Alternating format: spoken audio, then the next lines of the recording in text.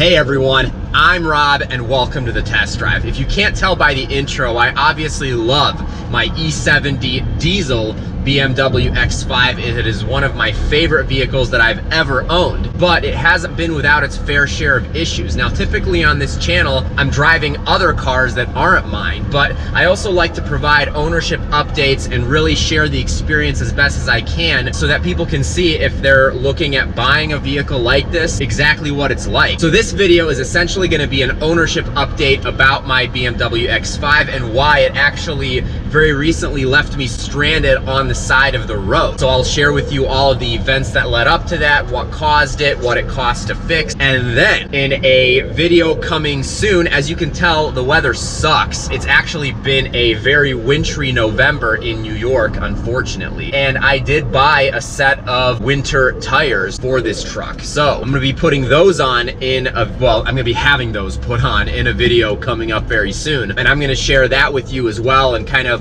why I chose the tires that I did and where I got them and how I got the best price and what some of the alternatives were, so that you can see what it's like to buy winter tires for a vehicle like this. And we're gonna have a lot of fun with it this winter. I'm gonna take it out in some ridiculous weather as soon as we have some and really show you.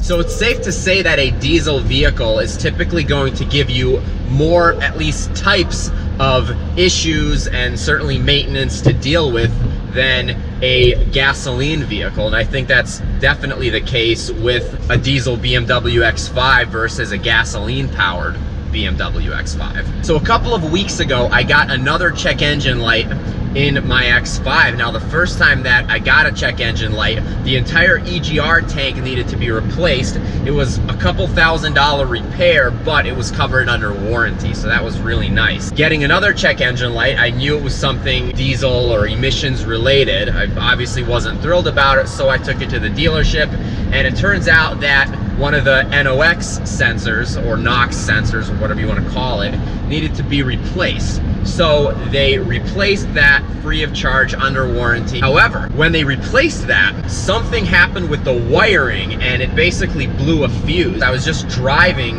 down the highway. I was going 70, 75 miles an hour, and all of a sudden my car told me that there was a functional problem and it was reducing the power to the engine, and all of a sudden I noticed I had no power going to the wheels at all. So I could floor it and I mean nothing would happen. It was just like it was dying. So it basically slowed itself down, and I'm like, okay, well, it's probably gonna slow down to 50 or 45 or whatever. I'm gonna be able to slowly drive it and I'll just drive it to the dealership.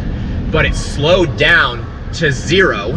So obviously when it started to get really slow, I pulled over and then the car just died and then it wouldn't restart. So it was just chugging and it wouldn't start. So obviously that was extremely concerning, and then I was now stuck on the side of the road. I had to get towed to the dealership and I didn't know what it was at the time. The check engine light came on again after getting the NOx sensor replaced, and then within 2 minutes of that, the car just died.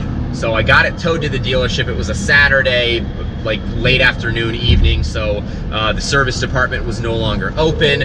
And the other annoying thing is that, at least what I was told with this X5, is that you can't put it into neutral. But basically, when you're an accessory in a normal car, you can turn the key or press the start-stop button and then you can put the car in neutral. But this shifter would not go into neutral, and apparently the only way you can do it is by taking it apart. You need like a special tool or something, according to the tow truck driver and the guy that was at the dealership when I brought the car in. So they basically had to drag my X5 onto the tow truck, and then getting it off of the truck was even more of an ordeal. They basically had to kind of push it and let it slide off. I mean, all of this was being done with the wheels really not being able to turn at all. So that was not ideal at all, and certainly something to be aware of if you have an X5 or probably most BMWs with this shift mechanism. From what I've been told,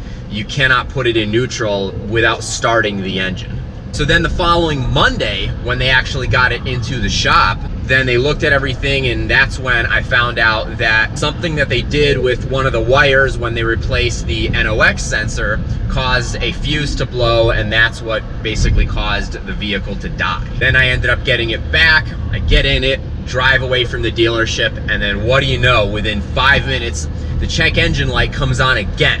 And at that point, I am just absolutely livid.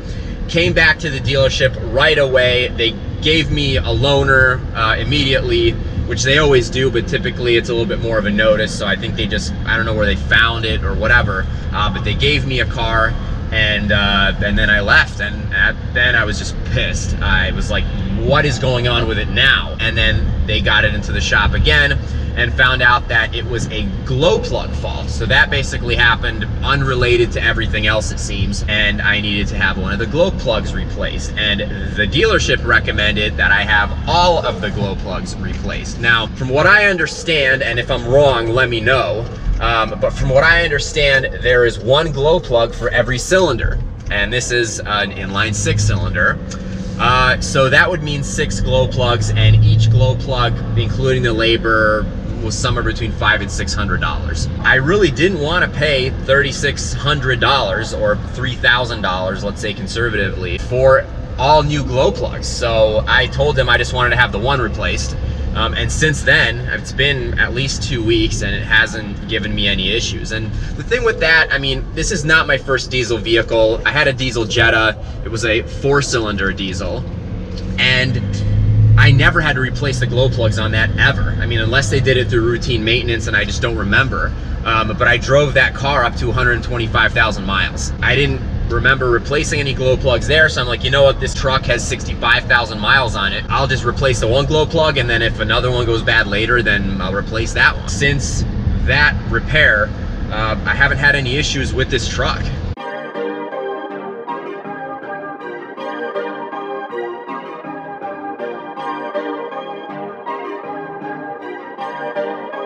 Perfect, perfect.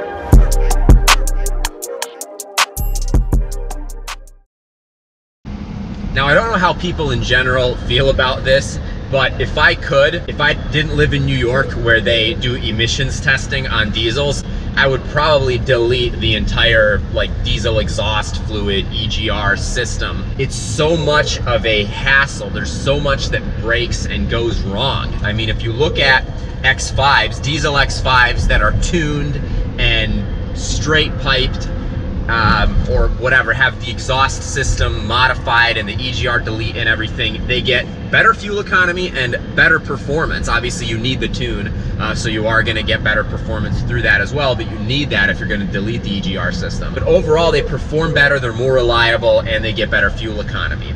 It's something that I cannot do in New York because of the emissions testing, most likely. I mean, I've seen other diesel BMW owners on YouTube that have deleted the EGR system and somehow pass emissions testing, and maybe that's because of the tune, something in there. I really don't know. I don't know if that's something I want to get into, but it's something that, you know, I think more and more about the longer I own this vehicle, and I want to own this thing as long as I can. I would love to put 200,000+ miles on this truck, and I don't see a reason why it can't last that long.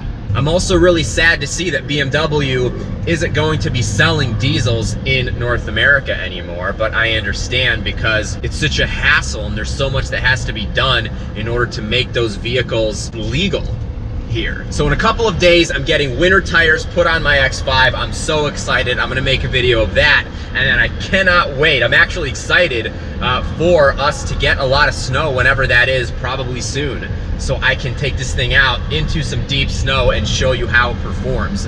And I'm really excited to see myself. I think it is gonna be an absolute tank.